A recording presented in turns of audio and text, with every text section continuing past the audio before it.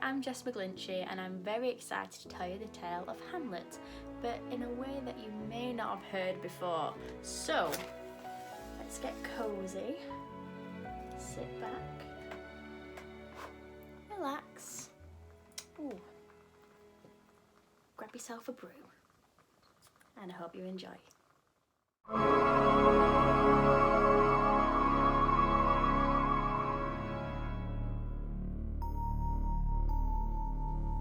One dark, moonless night on the ramparts, two sentinels, standing at ease, saw something extremely peculiar. A ghost larger than life, if you please. The two lads were terribly frightened. The ghost was all haggard and wan. But before it could say aught to purpose, cock crowed and ghosts were gone. When Horatio happened to mention the ghost that they had seen that night, young Hamlet became rather determined to see himself what come might. Now, Hamlet was a trifle unbalanced. His father was dead, and his ma. She married his dead father's brother, and Hamlet thought, that's going a bit far. Oh, it were perishing up on that tower. The air were biting and cold. When the ghost at last condescended, what a story it told. Revenge was what the ghost wanted. But what were Hamlet to do? Kill her mother's new husband? Or forgive him like good Christians do? Hamlet started acting a bit strange. And Ophelia, poor thing. She told Polonius, her father, who went and told Claudius, the king. The king became rather worried as he thought Hamlet was right round bend. So he sent his two courtiers to act as if they were his friends. Queen Gertrude had her own reasons and theories why her son was acting so strange. But daft old Polonius, he thought it was love that was sending him deranged. Said Hamlet, by gum, I am so flummoxed, it's enough to make anyone vexed. Do I arm myself against my troubles, or top myself? What do I do next? But then, a convenient occurrence gave Hamlet a cracking idea. He should set a trap against King Claudius and watch if he showed any fear. For a band of itinerant actors arrived to put on a play, and after a long conversation, Hamlet gave them some new words to say. For the play that Hamlet had chosen was altered to fit to the crime. It should catch the king's guilty conscience. Hamlet waited, biding his time. And as the king watched the murder enacted right there on the stage, he rose and cried, "This play is over!" Hamlet saw the guilt in his rage.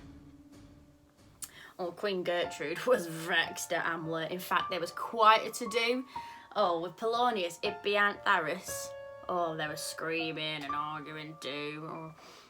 But then, hearing a sound behind the curtain and acting as quick as a flash, Hamlet whipped out his sword and killed Polonius. Said his mother, "Hey lad, that were rash." So King Claudius had to think up of a plan of his own. He would send Hamlet to England and made sure he would never come home. But the king's plan went haywire. Hamlet was on his way back. He'd been kidnapped and freed by pirates, and, the king had to find a new track. So, Laertes, Ophelia's brother, he said, "Now, I want to have a word with king. I'm a bit annoyed that my father were murdered, but my sister can do naught but sing.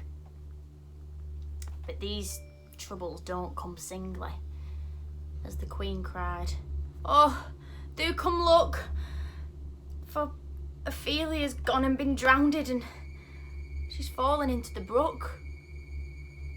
This was the last straw for Laertes, and he was already young Hamlet's foe. And even by her graveside, they were arguing, just to add to this sad tale of woe.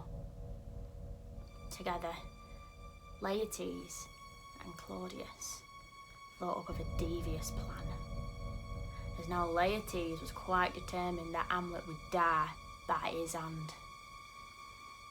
So the king issued a challenge that would tempt Hamlet into a fight. And that Laertes, the cunning young devil, poisoned his sword. And that ain't right. Now, Claudius, not one to take chances, poisoned a goblet of wine, intending to give it to Hamlet, as the lad were doing just fine. At first it seemed Hamlet was winning. He got in a few hits. There were trumpets and drums and shouting, and everyone was thrilled to bits. But then, while Laertes and Hamlet were going at it hammer and tongs, Queen Gertrude drunk the wine for Hamlet. And that's when things really started to go wrong. Though the king had realised the problem, what was he to do? It was too late.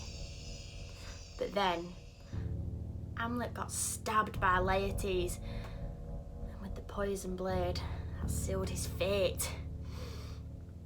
The two lads carried on fighting, and it really was quite a to-do. They both got themselves in a tangle, and Laertes, he got poisoned too. Laertes cried, "I am finished! And Hamlet, you are slain. And your poor mother's poisoned. But King Claudius is the one to blame." Now at this, Hamlet quite lost his temper. Unable to take any more, he killed King Claudius and made him drink the wine. Belt and braces like, just to be sure. So, Horatio's left with all the bodies and sad by the loss of his friend. It was all been a bit of a hoo-ha. A rum-do from beginning to end.